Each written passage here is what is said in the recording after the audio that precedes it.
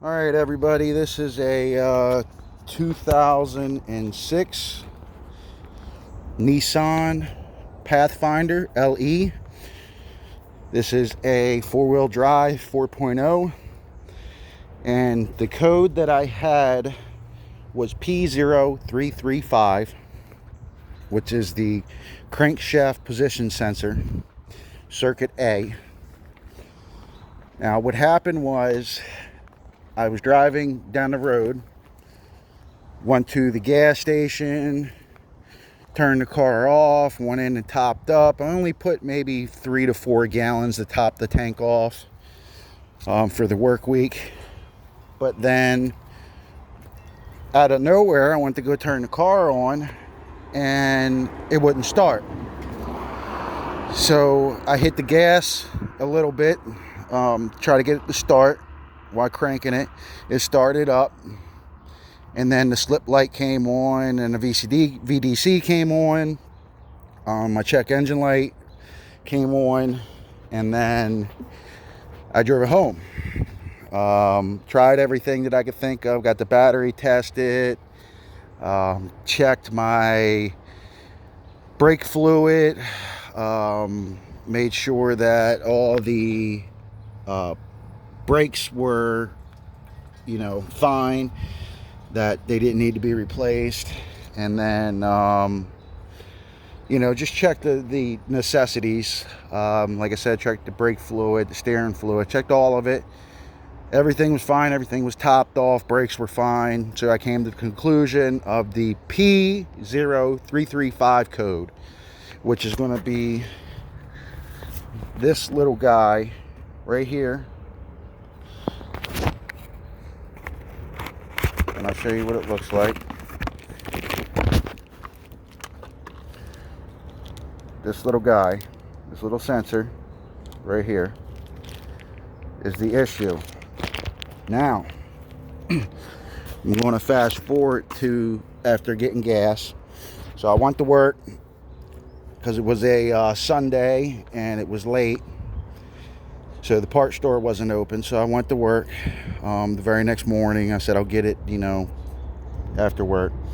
While driving to work, which is 14 miles, it was driving fine, perfect, no problems. All the lights went off, everything went off. Even the check engine light went off. And then I went around a turn to work, and the entire truck stalled out. I had no brakes, no steering, no nothing. I was hitting the turn around 20, maybe 15, 20 miles an hour. So I pulled over, hit the emergencies. Well, veered over as much as I could, hit the emergency lights, put the car in park, turned it off, turned it back on. Took a second for it to start, but it started. Went about my day, then came home and did it again on the way home. So I went to the auto parts store. I threw my scanner on first, came up with the code P0335, which is the crankshaft positioning circuit A sensor. And then they threw their code on, same thing, came up with the same code. So now what I'm going to show you is how to repair this. I'm sorry about the 4 minutes explaining, but I just want you guys to know if this happens to you, more than likely it's this little guy. So what you're going to do is you're going to take your, tire and rim off, take that off, jack your car up, take it off. This is on the passenger side. Now, this cowl here, which is this cover, mine right here broke years ago. So it's not a big deal if they break, but you got 1, 2, 3, 4, 5, and then you got one up here and one right here. So it's a total of 7 little screws with a Phillips head or a screw gun, one or the other. Get those off, and then what you're going to need is like a paint can, lid remover or fork or something. And this little guy right here, you're going to pop that off. Once you pop those off, you're going to pull this entire skirt. It's going to pop out. It'll come out. Just be careful with it because you don't want to break it. And I'm going to show you where that sensor is. So if you look down in here, right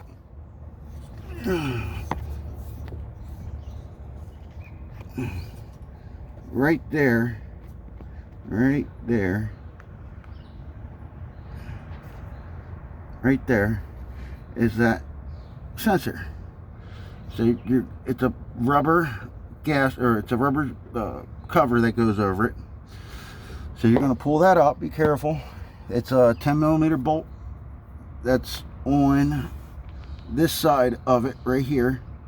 You're going to pop that off, pop the cover off, pop the bolt off, pull it back. Be careful when you pull this garment back. So after you pull it back, you're going to slide your old one, which is this, your old sensor. You're going to slide the old sensor out. You're going to put the new sensor in. It's going to sit in. It's going to sit in like that. And you put your bolt back in. After you put your bolt back in, put your garment back on. Now make sure you don't push too hard because you don't want to break it. You know, make sure the garment's over because that protects that sensor. Water and everything gets in there. It's going to mess that sensor up, and you're going to have the same exact issue that you just had. So make sure that rubber gasket goes fully over that sensor. Once you get that on, once you tighten it down, you ain't got to crank down really hard. You know, just get it snug, a little bit past snug. Give it 1 or 2 little cranks on your wrench. Well, like I said, it's going to be a 10mm socket. You don't need deep well because, you know, it's not a deep socket, or it's not a deep bolt. So just 10mm. And you're going to need an extension. And like I said, after you get that on, put this cowl cover back in. You know, all this cover here, make sure that goes back in. Put your clip back in, put your screws back in, put your tire back on, snug it up. You know, snug up your lug nuts, drop it slowly, and then tighten up your lugs back all the way. Start your car up, turn it off. When you go to start the car up, turn it to the, like you're about to turn it on, turn it to the on position. Don't fully start it. Let that computer reset. Once that computer resets, then turn it off completely. Take your key out, wait a couple minutes, get in, start it up, drive it around the block. Not super fast, you know, just casual driving around the block. So what it's going to do is your onboard computer is going to reset everything. Now, if that doesn't clear the codes, if it doesn't clear by itself, you're going to have to go to the front of your hood. You're going to pop your hood up. You're going to take your negative and positive terminals off your battery. Once you take your negative and positive terminal off the battery, it's going to reset that computer fully. Wait a couple minutes, put it back on. That's also a 10mm for the, like I said, the positive bolt, it's 10mm. Negative bolt's 10mm. So after you take it off for a couple minutes, pop it back on, and then do the whole process all over again. Go to the start position, start it up. It should clear. If it doesn't clear right away, drive a couple feet, it will clear.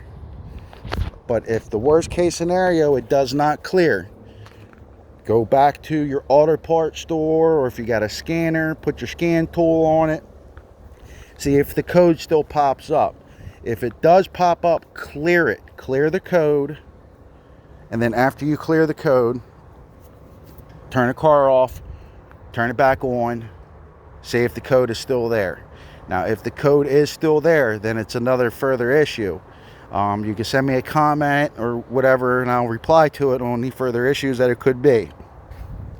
Hope you guys enjoyed the video. If you guys do need a hands-on on how to change this circuit sensor, let me know, and I'll go through the entire process. I'll take it apart, and I'll do step by step with you guys. And I hope you guys liked the video and hope it helps. Save you a couple $100. And like I said, this sensor right here, that's a sensor.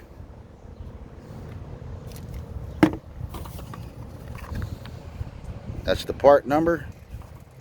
Let me get it to focus. Hang on.